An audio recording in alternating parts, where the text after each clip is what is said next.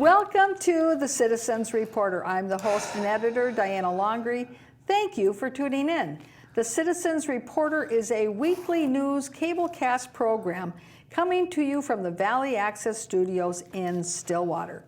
This week, to help me with this week's news is a regular Citizen Reporter, Mr. Mark Bradley. Thank you, Mr. Bradley, for being here. We've been talking about Maplewood a lot anyway. I have a couple of articles to point out that when we've been making an issue with how there is no development in Maplewood, it isn't across the board in the Twin Cities area. Well, when you're saying development, you're really talking more, though, about market rate development when it comes to housing or commercial development, correct? Correct. Right.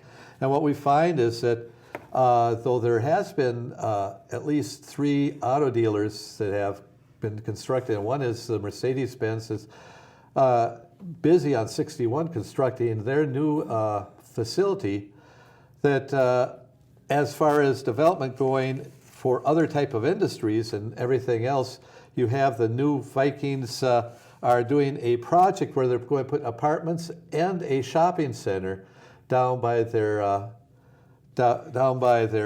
training facility in Egan.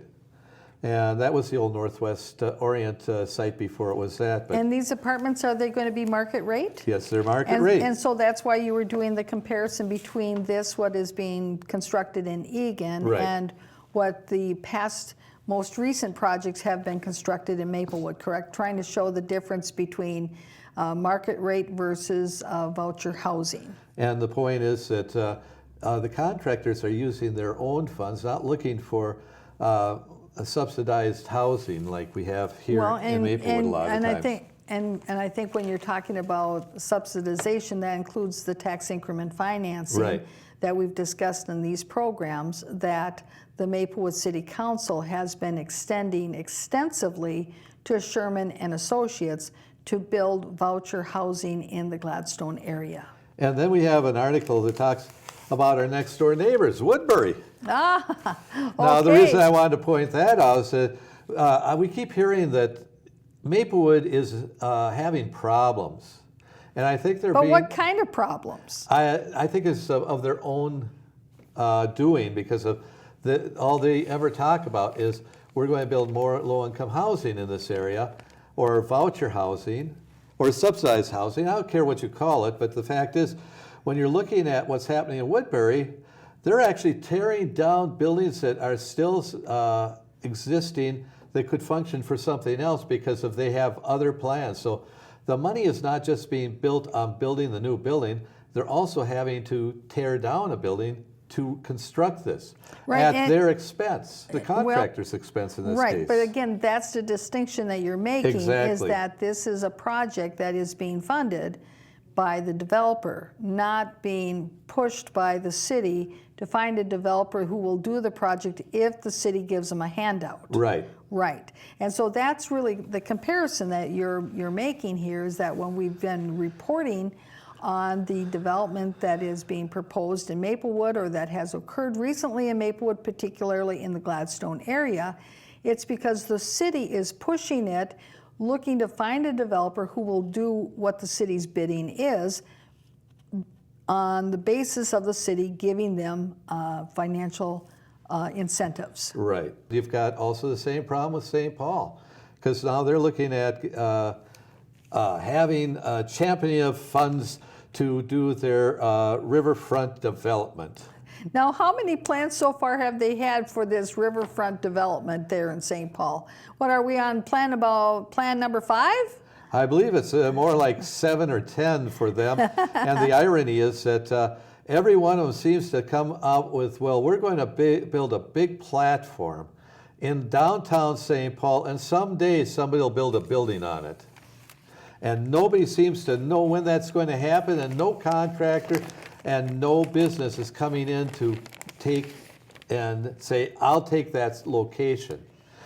I mean, being the capital of Minnesota, being that it's right on the river and should be picturesque and everything, you'd think that somebody, especially a corporation, a mid-sized or a smaller corporation who wants to be recognized, would want to grab that site, being right in the heart, and say, here I am, and take a look at me so I can grow.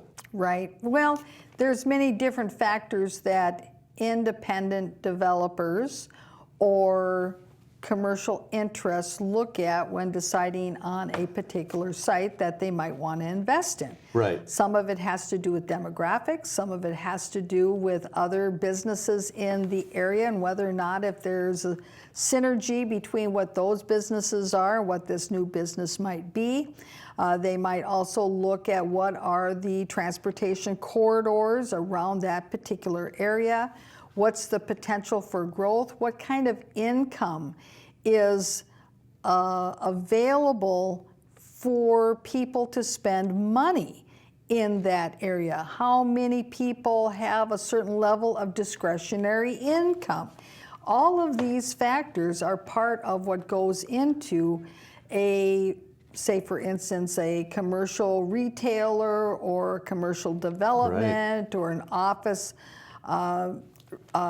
building development going into that area to figure out if they've got a market. And if those factors aren't there, well, then they're not going to look as favorably on an area, even though it might have a wonderful view of the river.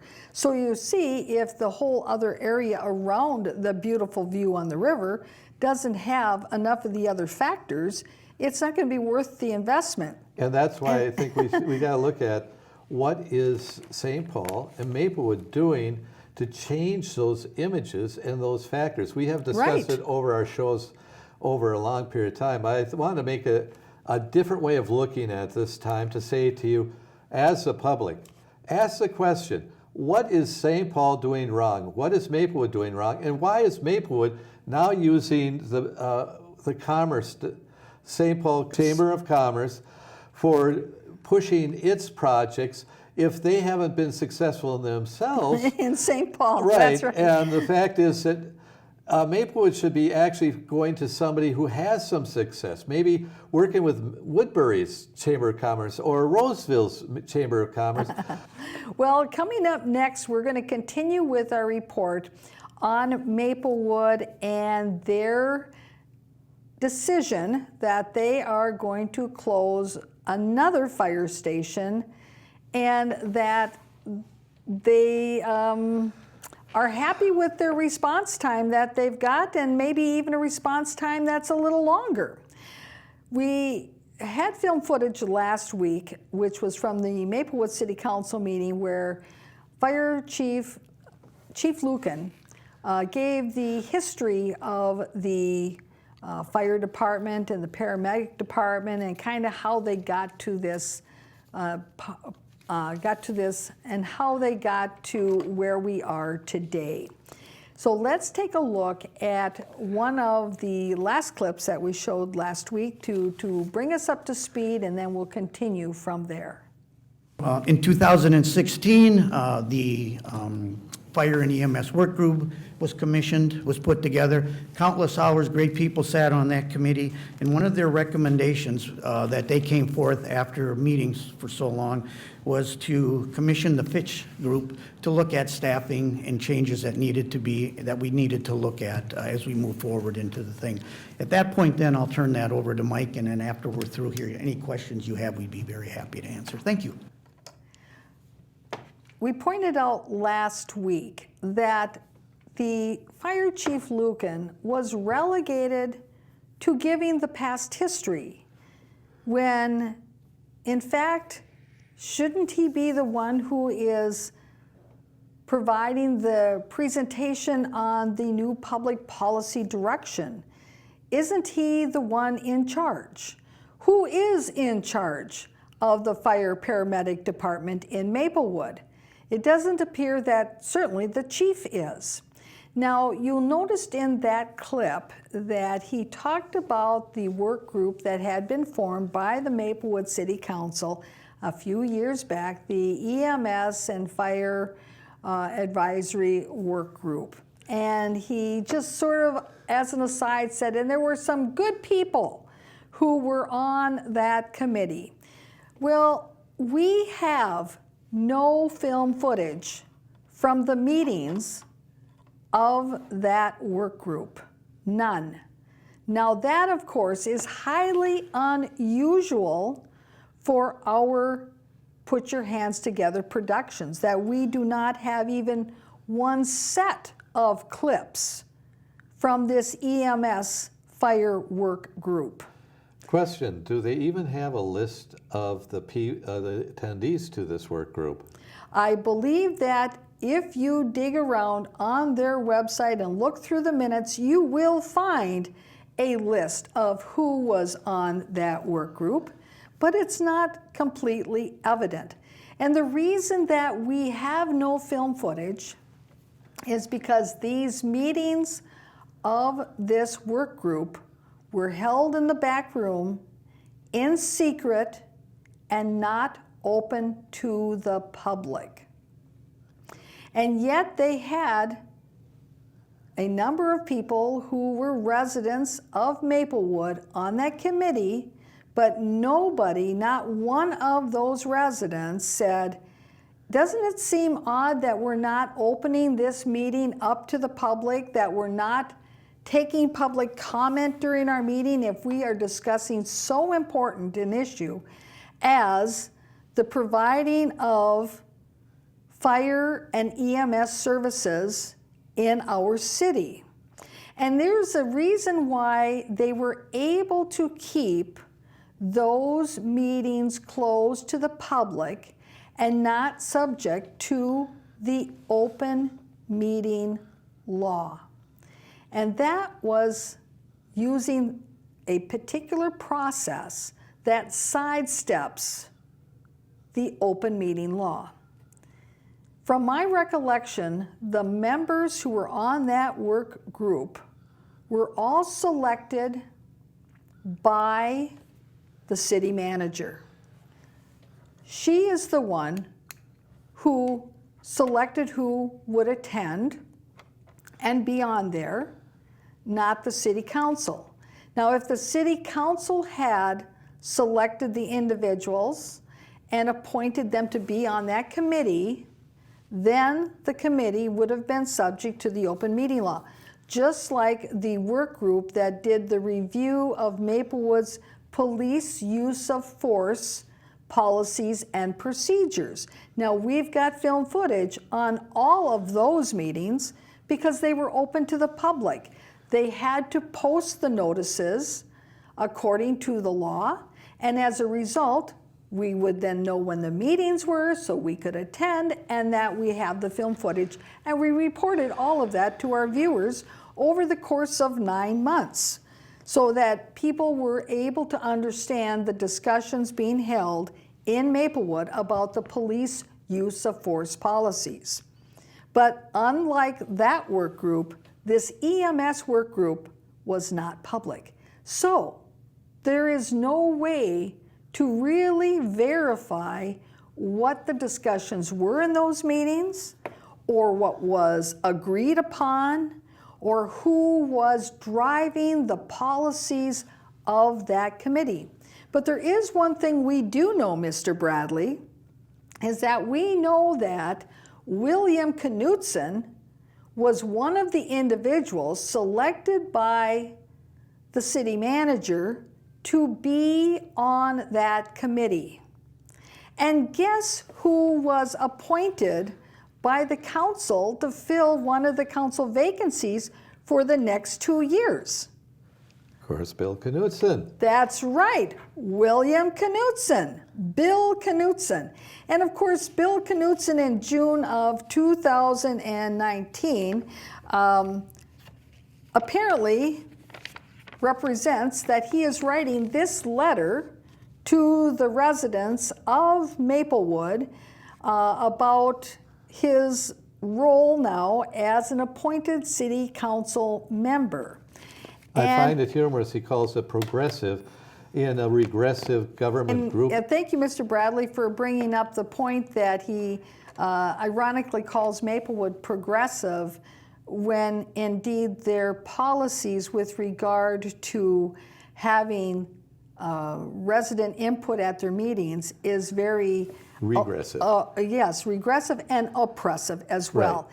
But this is to show you how, from his article, this shows you his background and the connections most likely that he has with city manager Melinda Coleman. Because keep in mind, Melinda Coleman was the assistant manager in Maplewood in the late 1990s, after Mike Erickson was no longer the assistant city manager, and then Melinda Coleman came on, and she was the assistant city manager up until 2006.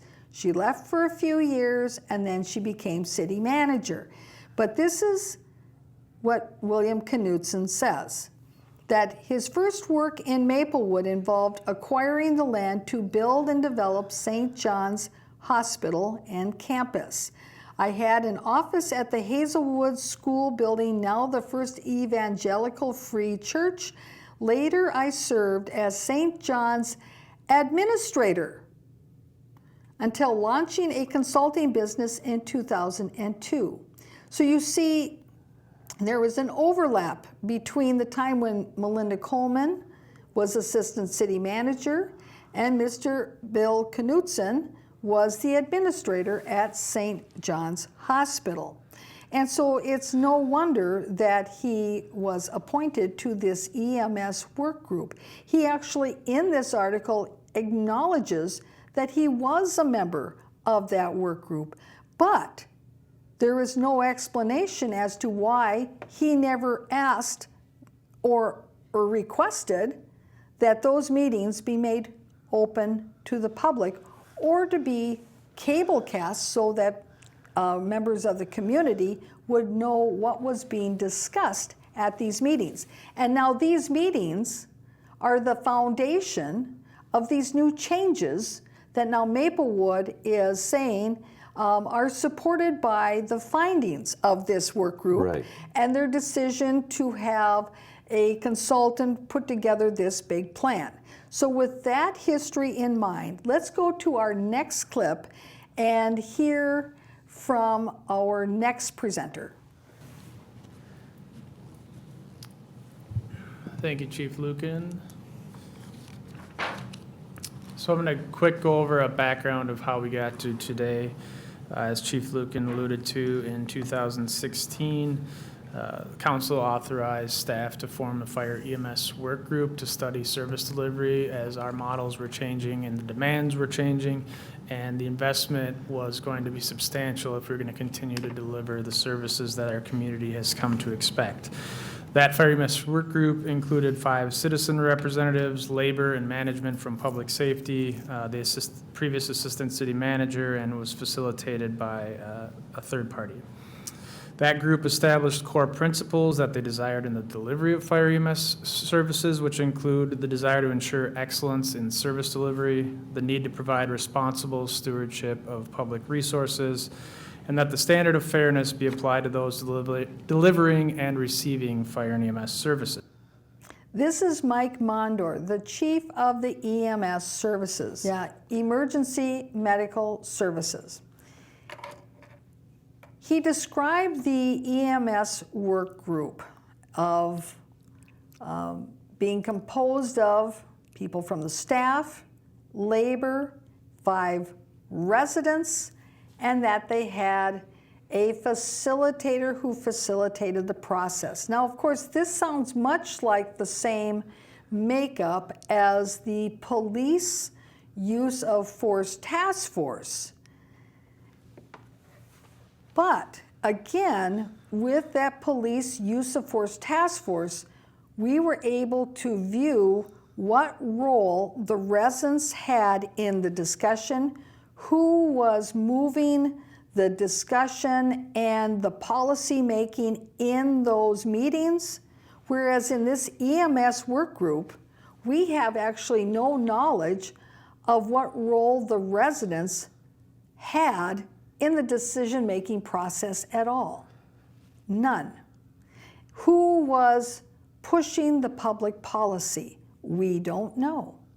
And you heard how he said that the city council authorized the formation of the committee.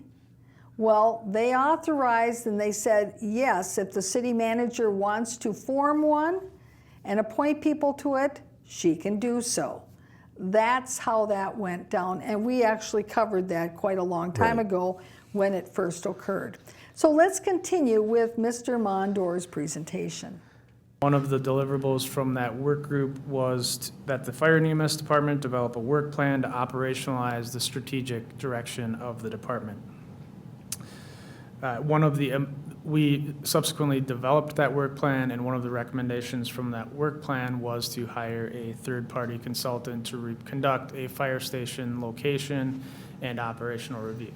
As Chief Lucan alluded to, we have successfully transitioned to a full-time staffing model and are extremely satisfied with the results. I cannot compliment our staff enough. They're the backbone of our organization without a doubt. They have a successful transition to a full-time fire department.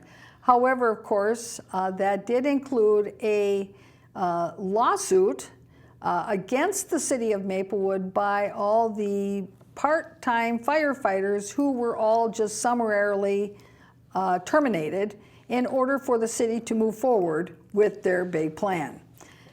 Well, that settlement has been old news now for a year, but we can't forget that there was a lawsuit. Let's continue.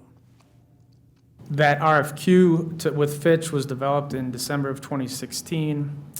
We reviewed proposals and asked that council approve that recommendation of January 2017, and basically all of 2017 was consumed with data, GIS analysis, interviews with staff, interviews with city officials, all layers of the organization. This is the first time that I have heard that they use GIS analysis. It would be interesting to obtain that GIS data and the analysis that resulted from the raw data to really document to what extent this really played a part in their decisions. Did it show the number of calls to the different areas and from what fire station those calls were served from? That's my guess, that that's what that data shows. But without actually seeing it, we're not really sure. So that would certainly be a good item for request under the Data Practices Act. Let's continue.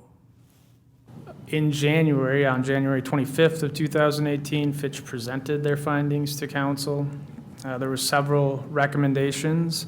One of those, which we considered this kind of phase 1 and 1A, well, the primary one was to transition to a full-time staffing model, which we have done. The other big one of several recommendations was to consider realigning the fire station locations or consolidating operations from a 3-station model to a 2-station model. And that report was attached in your packet just for historical reference purposes. Fitch found in their study that the fire department's current performance was 8.3 minutes travel time, so from the time our staff goes en route to on scene for 90% of the incidents. In Mr. Mondor's presentation, he indicated how this study made these recommendations, and then they took action based on those recommendations. Basically, the study made them do it. The study made them do it that they had to go to a full-time fire department with full-time personnel. Of course, that would then mean that, well, the study made them fire all the part-time guys. Right. And is that really the way to go about this? Now, I do want to say from a historical perspective, Maplewood has had at least 2 other studies that I'm aware of in the course of the last 15 to 18 years about the fire department / EMS department, the paramedic department. And yet the department didn't necessarily make changes based on those studies, but this is why it's so important to be able to analyze any given study, because was this study specifically designed to promote the public policies that City Hall wanted to enact anyway, so that they could say the study made them do it? Or was this study more of an independent study that really didn't have any preconceived ideas of what City Hall wanted to do? And yet, if you read between the lines, it appears that the study was more based upon how to justify what City Hall wanted to do, rather than having no preconceived ideas of what City Hall wanted to do. And that's a distinction that's very important here. I think what we want to do is listen to what he's going to say next, because of the fact is that he's going to say that both north end stations, and they are north, as I talked on their last show on. And I find it ironic because he kind of commingles the issues of the two, but one has almost no issues at all. And if you catch that, you got to ask yourself, why are we abandoning a building that's just been built, that should be functionally adequate in every way, for a building that both are going to have to be torn down, and we're going to spend at least $1.5 million, probably $2 million now, because when Gladstone was built, it was $1.5 million, and that was only 20 years ago, wasn't it? Well, and keep in mind, they just built the Wakefield Pavilion, right, which is not the same as building a fire station, EMS station. And that little Wakefield Pavilion, with all of its glass windows and its vaulted ceiling and its little servery and the storage area and its little fireplace, was $2.5 million. Oh my goodness. So if it takes in Maplewood $2 to $2.5 million to build a little Wakefield Pavilion facing the lake with a little fireplace and a servery and really poor acoustics, well, imagine what it's going to cost to build a new fire station. That's why I think we got to listen to this next one. Let's continue. Since transitioning to a full-time staffing model, our response times have remained relatively consistent with our performance in 2016-17, despite an increased call volume, and I think that just speaks to some of the investment that you all have made in our staffing model. Call volumes continue to increase. Fitch at the time projected 5 to 6% per year. In 2017, we saw a 10% increase. In 2018, it went down to 4%. Year to date, we're at 8%. Most of that response is driven by EMS calls. 85% at the time of the study. Over the past 3 years, it fluctuates anywhere from 78 to 88%. So frequently, I have been very clear with our viewers that when we are looking at the Maplewood Fire Department, that it's not really a fire department. It's really a medical call department. That's what is the primary focus of the department, EMS. And I know that from when I was mayor, that 82 to 85% of all the calls for service were for medical calls. Here we've heard what those new statistics are, and it sounds like it's pretty much the same. It hasn't changed. And so this idea that a response time of 8 minutes or 10 minutes, as they've also had in some of their other literature or articles, is sufficient when that is your primary purpose and existence is for medical calls. I think it's important to figure out how you can get that time to be less. Right. And when I was mayor, the response time was 6 to 7 minutes. And so it keeps creeping up. They will complain that it's because of those increased call volume numbers, but if you are decreasing the number of stations and you have an increased number of calls, does that seem to make sense with your response time? Wouldn't you think that you need to have more stations with more calls so that you have more personnel on staff to provide the services that are needed, rather than going the other way around? Well, also, when you're looking at it, you're thinking in logical terms. You're saying to yourself, the stations we have should be set up where if we have to respond to a fire call, we don't have to have those vehicles everywhere, so we can pick 1 or 2 stations for that. I think 1 or 2 stations makes sense. But why did we have to get rid of the other stations, especially if they were small stations, and it was only going to be emergency call and not using any fire equipment at all in there? Right. And see, and that's a good point, Mr. Bradley, that they haven't explored, I don't believe, is that he acknowledges that the number of fire calls in Maplewood is pretty much non-existent. Right. And so if you have a need to go on a fire call, why not only have fire trucks at 2 of the stations, 1 north, 1 south, Right. and then in the other smaller stations, that's where you would then have your ambulance and your paramedic crews, because then they can serve the medical needs, which are definitely high in Maplewood. And with the requirements that I believe govern running an ambulance service and a paramedic service, I think that there is a requirement that 2 paramedics have to go on each call. Right. But again, you could staff those locations with 2 or 4 paramedics, depending upon what the call volume is in that area. I know that when Parkside was closed, there were a number of people who had the need for medical services, and actually their medical services were responded to not by Maplewood, but actually either by other neighboring communities, or actually in one case, a doctor was coming home and heard on his radio that there was a medical emergency, and he went and attended to it.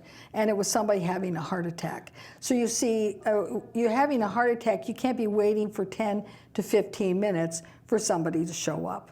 Well, let's continue with our film footage. Sticking in with those trends, we've been very successful at trying to get ourselves out of business in the fire industry, and we've seen a lot of regulation and kind of stability in fire calls as a result of that. We're trying to do the same thing in EMS. It's innovative new work that we're trying to figure out. As I indicated, the number of fire calls, responses in Maplewood are going down, and they're hoping to have them be 0. Continue. The key finding that I think we should discuss is that when they did the study, if we wanted to maintain that performance, and that was what we asked them to do, is how do we continue to deliver services as we are today and when the study was conducted. If we were to maintain that level of service, the current deployment of resources, meaning having the North and Central Fire Station, was nearly 100% duplicative. So if we want to maintain that 8-minute travel time, 90% of the time, having that capital footprint does not buy us any capacity to respond to incidents any quicker. There's just duplication in the way they're laid out in the community, which I will get into a little bit more here. But the key being that they recommend we move resources from the Central Fire Station to the North Fire Station. In the study, which is available and included, the summary included in your packet, they look at several different options for how can we continue to deliver service effectively and responsibly, and they can actually drop a pin and say, okay, what if you move the stations here and here, and what if you move the stations here and here, and they went through all of that as part of this process, and I'll be happy to entertain questions about that. The issue that I see with all of this is that first, this study is already several years old and is based on old data. He indicated in a prior clip that they did various data collection in 2017. However, as part of making these decisions, are they also factoring in the development that the City Council and City Manager Melinda Coleman are looking to put into the Gladstone community? Certainly, since 2017, a 5-story senior high-rise has gone into the Gladstone neighborhood at Frost and English. When he's talking about the central fire station being closed, that central fire station is the fire station at Gladstone, at Frost and English. So what this means is that when they have new levels of medical calls to seniors at the senior high-rise in Gladstone, those ambulances will have to come all the way from County Road C and Hazelwood across Highway 36 to get to the calls. Whereas if they left the Gladstone station open, they would only have to go 2 blocks. Now think of that kind of response time. Are your fire stations going to be located where you have the highest incidence of use?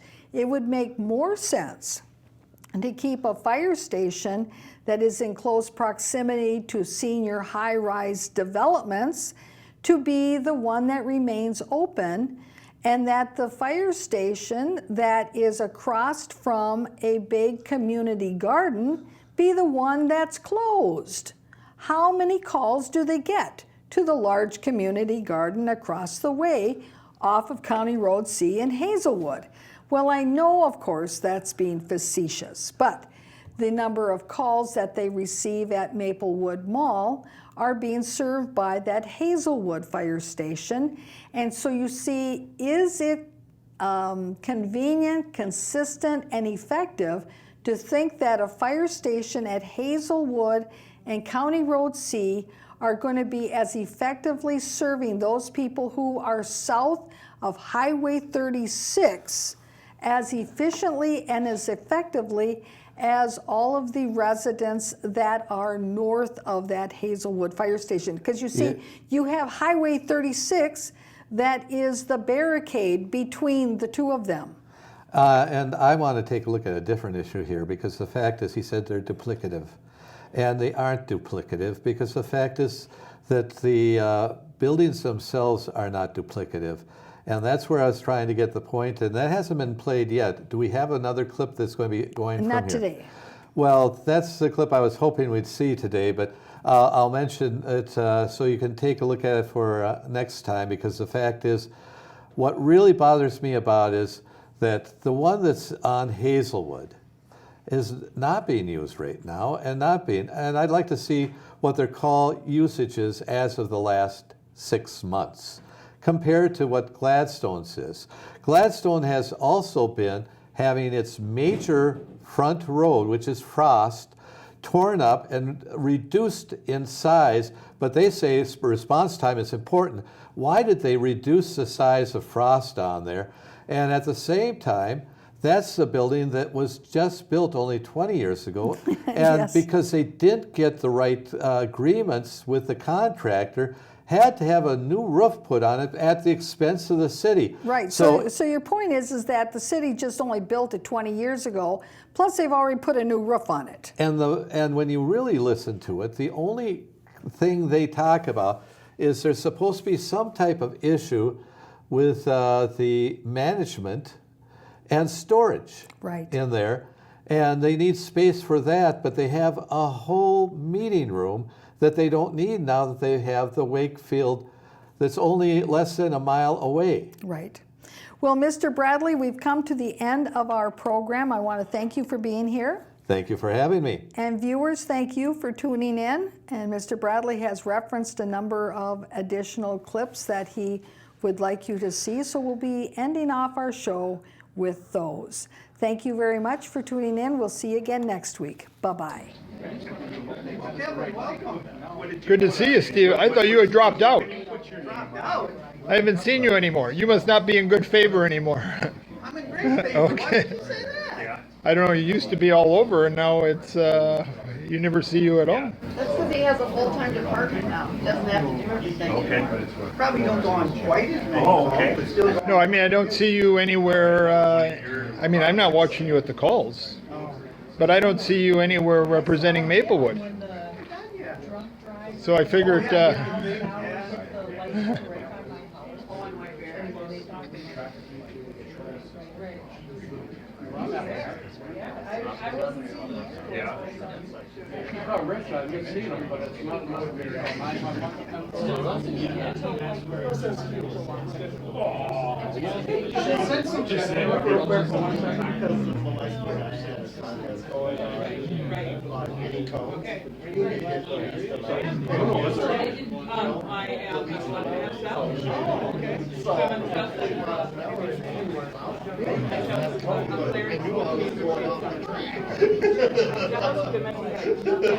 Nothing was there.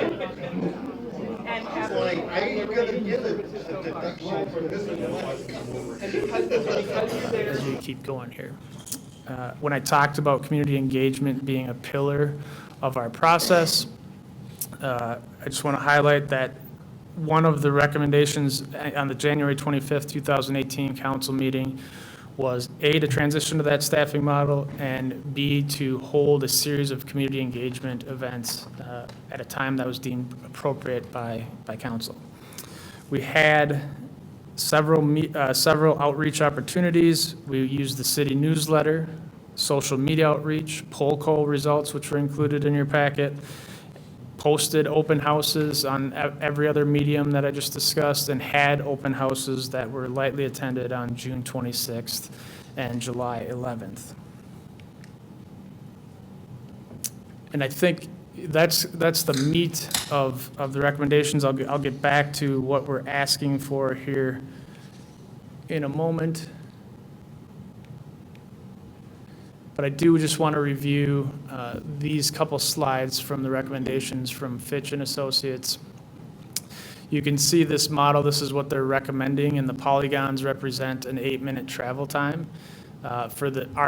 if we were to deploy the stations at the North Station, County Road C in Hazelwood, and the existing South Fire Station, which is at 600 McKnight Road, a northwest corner of 3M campus. Plugging, if you go just south of 36 in the Gladstone neighborhood, continuing to operate out of Station 2, as I said, is over 99% duplicative if we want to maintain this response standard. And as staff, when we look at how are we going to invest our resources, we know that a substantial investment has been made to our staffing model, and we do believe that they're the backbone of our organization. Either way, both stations were in severe need of upgrading. Our administrative offices in the Gladstone neighborhood do not meet our needs. We don't have storage needs. The technology is not there to continue to support our operation. The North Fire Station, which was built in the 1970s, is crumbling. Staff have literally gone without water and had an inability to use bathrooms due to water problems at certain times of the year, air conditioning issues. There's not built-in safety features that would be looked for in any newer station. So difficult decision. We know that even if we continued the way we operate today, it would require millions of dollars in capital investment. And given the results of the study, we do not think that is a wise use of taxpayer dollars. Just to demonstrate, this was one slide I pulled. I know you have access to more in your packet. But they did consider, okay, if you could just wipe the slate clean, where would you put stations? and they plug them in and say, okay, this would be the ideal place, noting that it only buys us 1% of increased performance, which, considering the capital investment that would require, does not, in our opinion, make fiscal sense either.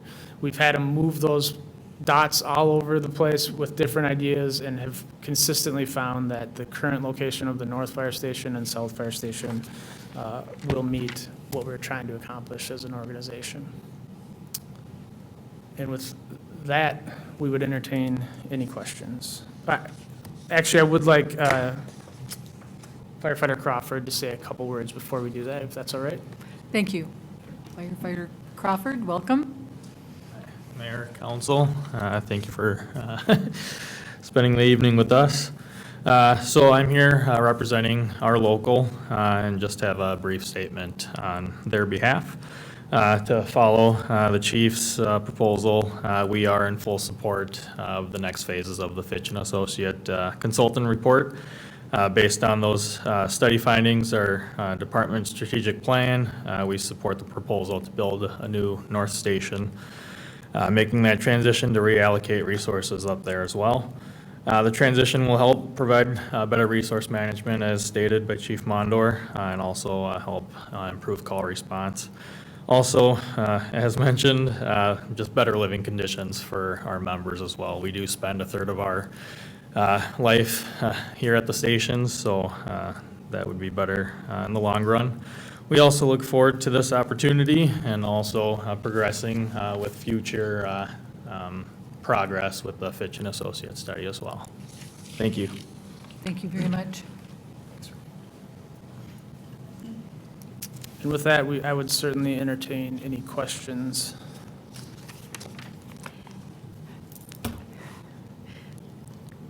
Councilmember Smith.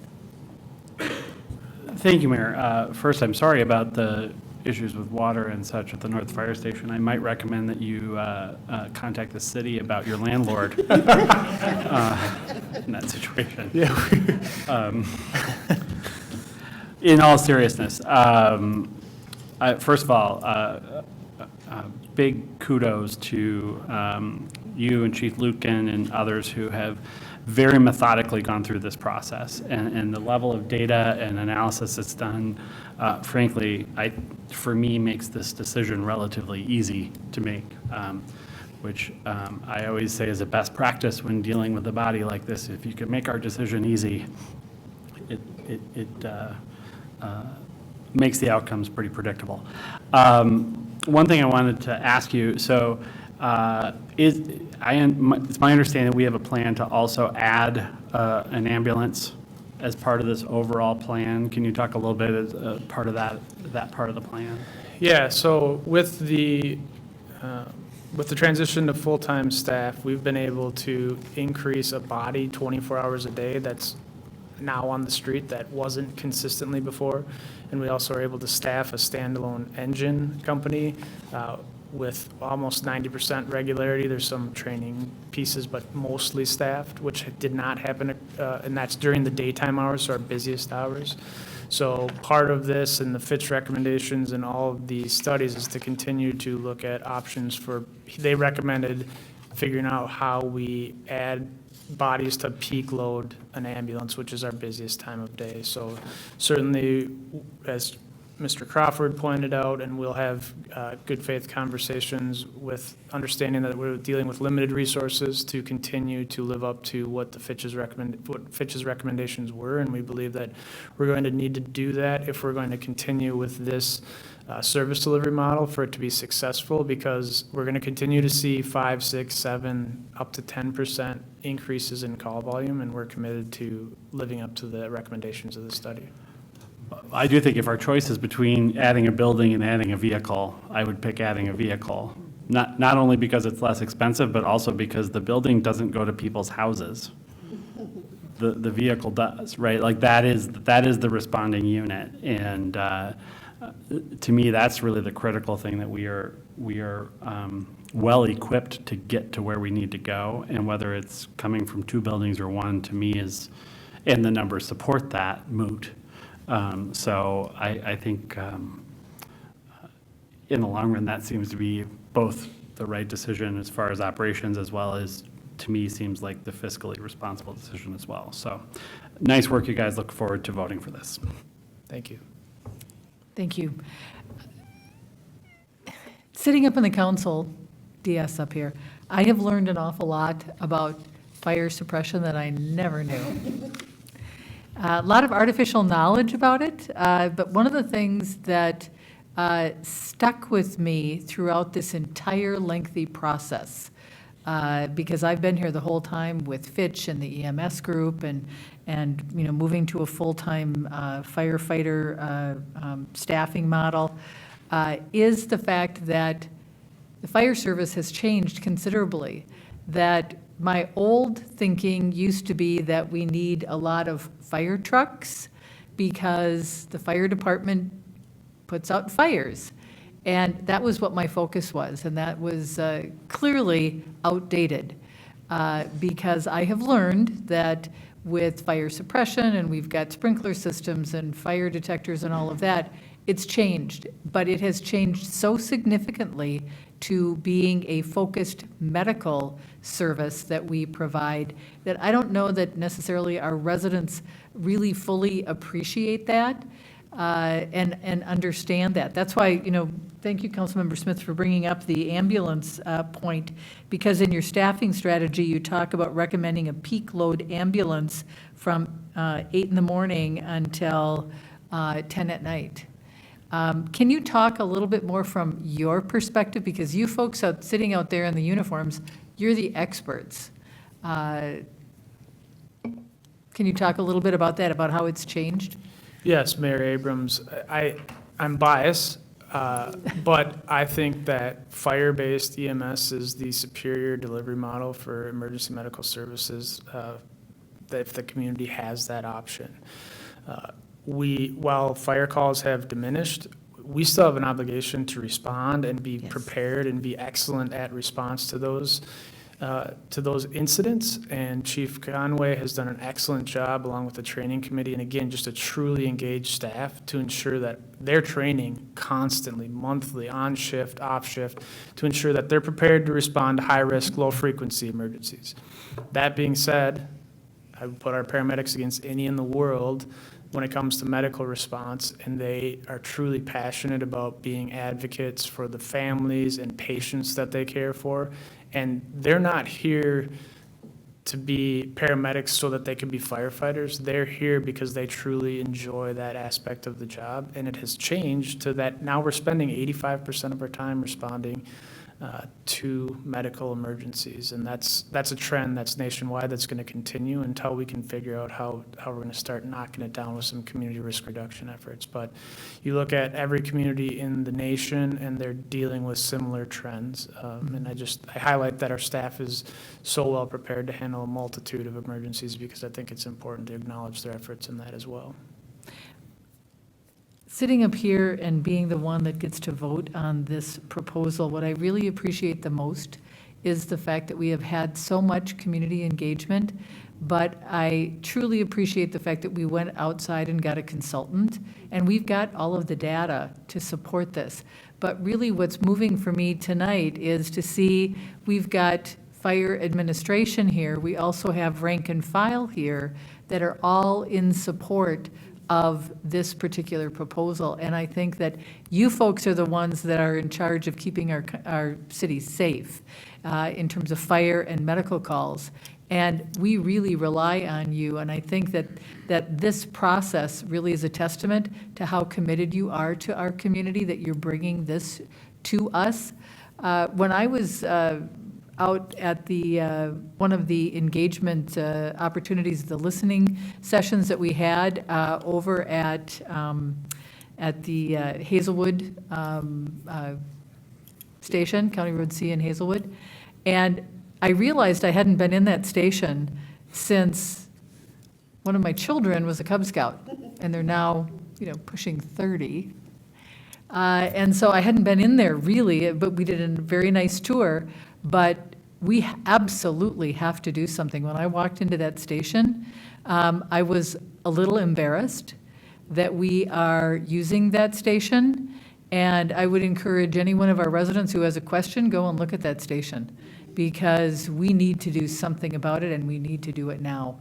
And we've got all of the numbers, we have done all of the homework. The experts sitting in the blue uniforms, I think you've done a remarkable job of, I think I would agree, Councilmember Smith, you have made our jobs easy to make this decision, that you are putting us in a position that we will have a sustainable fire service for our community that will be, well, can't be beat, because you folks have done just a fabulous job on presenting this whole thing and working it through. You know, looking back, we started with Fitch, was it in 2016? Yes. Okay, Yes, so Mayor. this is a 3-year process coming to this vote. So I just want to note that for a moment, that, you know, let's all appreciate this, that this has been 3 years